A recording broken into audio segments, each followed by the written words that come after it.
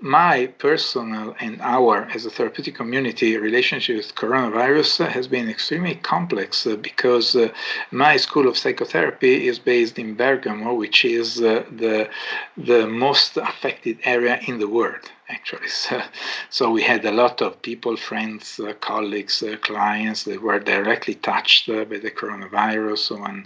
One person in a nearby team died from that. So there was this dramatic situation of being there, so the school was really deeply affected. So we had the drama, the tragedy of the coronavirus. Living through this is hugely difficult for most of us, some far more than others in terms of the financial implications and the health implications and the tragedy in some cases. So this is a hugely challenging time for everybody. In terms of family therapy, what I've found is we're all trying to, in various places I work, manage therapy so it can be continued remotely by Zoom or Skype or whatever. And that's not easy, but people are doing it. But I find that family therapy is really, really hard to do that in a different way from individual therapy, and also more exhausting. So I think a 40-minute limit I've set on myself now because it's just too exhausting. It's hard enough when you're in the room for real, but when it's on video and you're looking at 3 or 4 different people and they're all engaged and possibly in different ways, and having to manage and facilitate that process is hugely testing and tiring. Well, all my practice is now done remotely, of course, and that mostly consists of individual therapy, which I do all of it through the telephone. I'm used, I think, to picking up the nuances of communication through tone. And because I work with people quite often on the couch, as long as I've got very good telephone communication, then I can work with that. But I find it started off rather sketchy and difficult and anxiety provoking.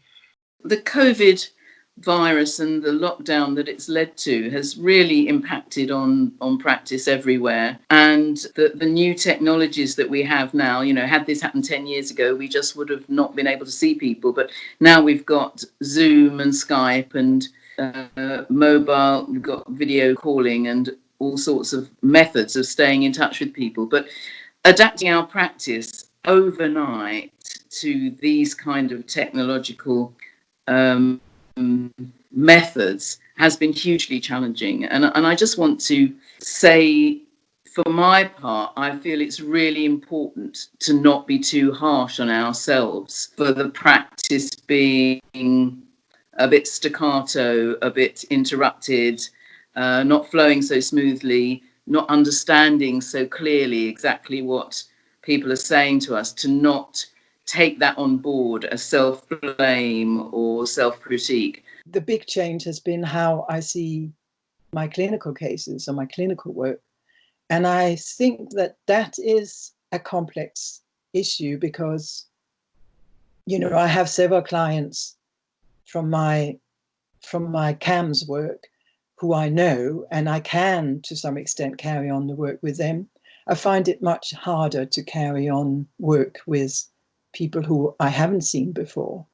And I'm not totally convinced that this is a solution that I would choose in the long term.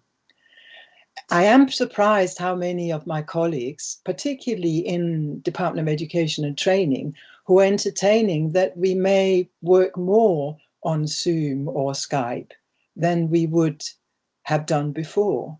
Now, of course, that means that we're more accessible, but with that, I think, comes also some dangers. I used to work a lot with migrant families and couples, but I always had, and intercultural couples especially, but I always had rules, like, for example, that the first session should be face-to-face, and only then could sessions, be remote. And now I've had to revise a lot of that thinking as well. The Board of AFT has had to think a lot about training guidelines, and the accreditation committees had to think a lot about training guidelines for AFT.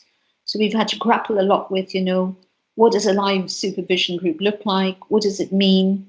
And how do we maintain the standards for our trainees and for ourselves as professionals as well, but especially for the trainees, who may not have had enough experience of working face-to-face or in the room, and yet we'll have to do that now. So how can we both maintain standards as well as be quite flexible and imaginative and creative in our work? You have to concentrate much more, and so much is kind of lost in the room. And I've discovered how much I enjoy being in the room. Every nuance and every little bit of non-verbal and every little bit of a nod of the head and a little look between people that you pick up. It's hugely important.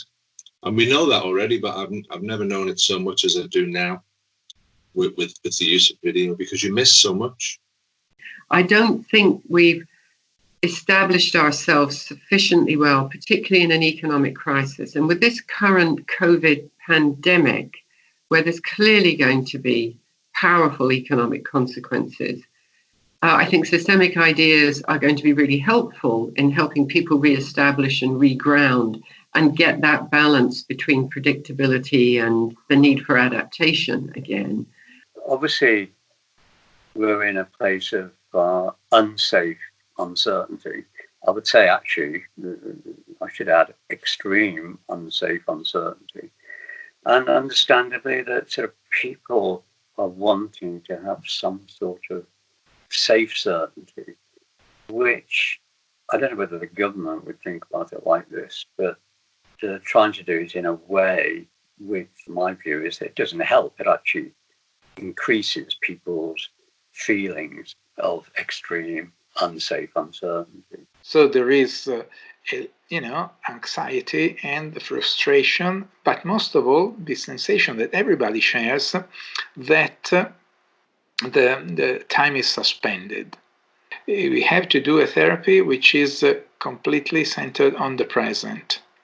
Because as if in this period the past is not so relevant and the future is impossible to imagine, so we have to stay on the present a lot, and this requires a lot of discipline.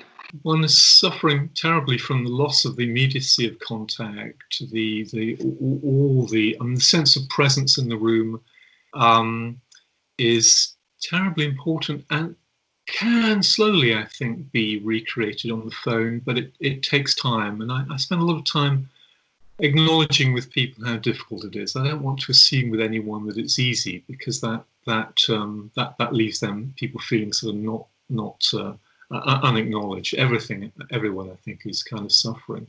And then I also had the thought that, all this fuss that we are making, I mean, not that I'm not worried about becoming ill, of course I am, but it does struck me that this is kind of the way that societies and people have lived for centuries. They've lived with diseases they couldn't just control and manage. And now we are sort of having a little bit of a taste of that, rather than being omnipotent and able to control everything.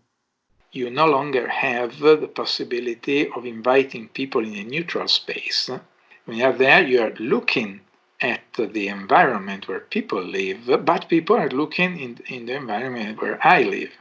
Because I noticed that seeing people in their live everyday environment is different from seeing them into the room. And at the same time, not having the presence, sometimes for some people you get a lot of detail because they come close to the screen, and so you can see them as if you had them at 20 centimeters, which is too much. Sometimes it's too much, and you see a lot of details of the image, but you don't get the physical presence, which is totally different. So you have to learn not to use the presence.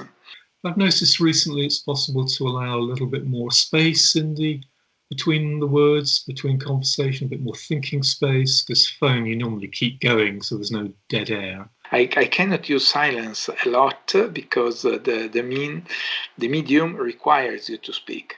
Otherwise people are trying, oh my God, I'm losing the line. It's just frozen in the situation. But in a way, it gives you some different perspectives. So I think we have to make the best of the possibility that we get. And I feel that we are lucky this day that at least it's possible to maintain a practice, especially for some people who are extremely anxious or are getting depressed, and still there is a possibility to have therapy with them. we may see what a terrible sort of society and what terrible processes we've created in terms of pollution and in terms of, the NHS not being funded to the right extent. So maybe there are some lessons to be learned.